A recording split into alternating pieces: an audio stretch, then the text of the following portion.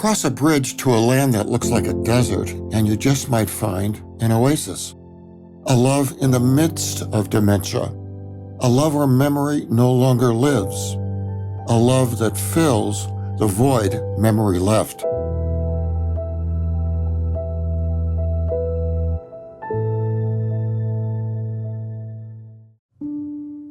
Mary Lou Van White was born in Holland in 1936.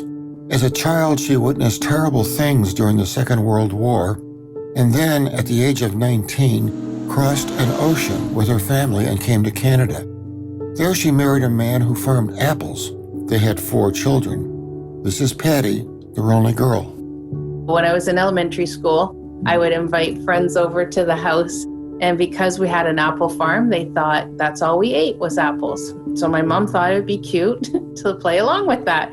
So I invited friends over for dinner, and we had applesauce, apple dumplings, apple pie, like everything was apple. She just had the coolest sense of humor and the joy for life. That sense of play, that joy for life, was not shared by Mary Lou's husband, however. Far from it. My dad was an alcoholic and abusive to her. I had a hard time watching the treatment my mom was getting and didn't want to sit back and continue to watch it. So I moved out on my own. My mom constantly would be at my apartment and come and drop in to make sure I was okay or take me for lunch. Like, that relationship still carried on. For many years, Mary Lou endured, sustained by her Catholic faith. But at the age of 50, she came to another crossing. A divorce. I know that my mom had a very difficult time. She just wanted to be able to start her life over. And she did. She bought her townhouse. She lived on her own. She went back to Fanshawe. She graduated. And then she became a home care. Mary Lou cared for her clients so well that for many years her services were in demand. But as she approached the age of 70, little signs began to creep up. She'd get lost driving. She had an accident. At the age of 73, she was diagnosed with Alzheimer's and vascular dementia. It meant another crossing, one Mary Lou did not want to make. She tried various living arrangements, none of which worked. In the end, she was placed in a residence that offered complete care. And there, something happened. Mary Lou Van White found her oasis. His name was John, and he too had dementia. So he would talk, but it was all mumble and jumble. Like you couldn't decipher what he was actually saying other than body language and expression. But my mom just took such a liking to him, and he would hold her hand and kiss her hand, and they would walk and walk and walk. It was like love at first sight, and that they've known each other all their lives. She made sure he ate. She made sure he was dressed. If his shirt wasn't tucked in, she tucked in his shirt. There was social nights where there was dancing. My mom and John would get on that dance floor and dance nonstop. And then when they were both in the wheelchair, the staff there were so good, they would take the wheelchairs and they would have the two of them dancing like with the wheelchairs so that they were face to face, and just how happy they would be with any of that. And my mom would sing any of the songs that were familiar. She would sing to John the songs. John was definitely the love of her life. I actually kept telling people, he's the dad I always wanted. Every love needs a story.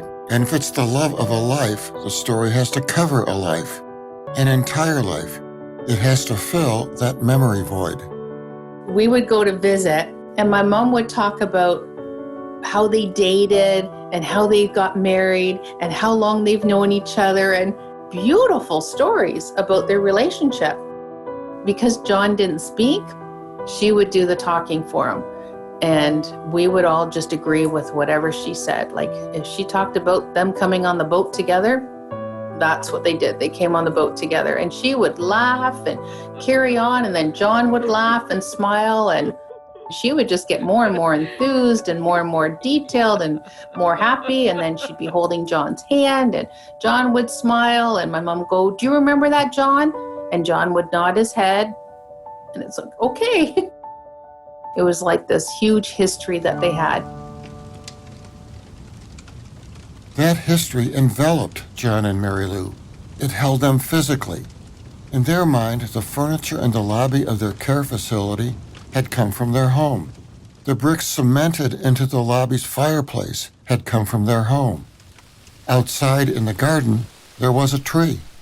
My mom kept saying that that was the tree that her and John first kissed when they were in Holland. So we have a whole lot of pictures of my mom and John with this tree behind them. And she was happy because that tree was at the home that they were at now in Canada. But that tree goes way back because it's a tree they first kissed. If that was the first, would there be a last? Would this love and the story that came with it come to an end? 6 years after Mary Lou met John, he lay dying. And so I brought my mom up, and John was just lying in his bed, wasn't moving, breathing was getting slower. And my mom held his hand, and he started rubbing her hand. Everyone started crying because it was like you could tell that she touched his hand. There was like that little juice of energy that came into his body to be able to let her know that he's still thinking about her or he's still there. And then when he did die, I remember having to tell her, and I wasn't sure how that was going to go. And she goes, "That's okay. I'm going to see him again one day." 2 years later, Mary Lou joined John. When she died, she left behind a story of held hands and long walks, of tucked-in shirts and wheelchair dances. A story in which a tree all on its own crosses an ocean to fill a memory void. It was a wondrous story, an unbelievable story that came from a land given the name dementia.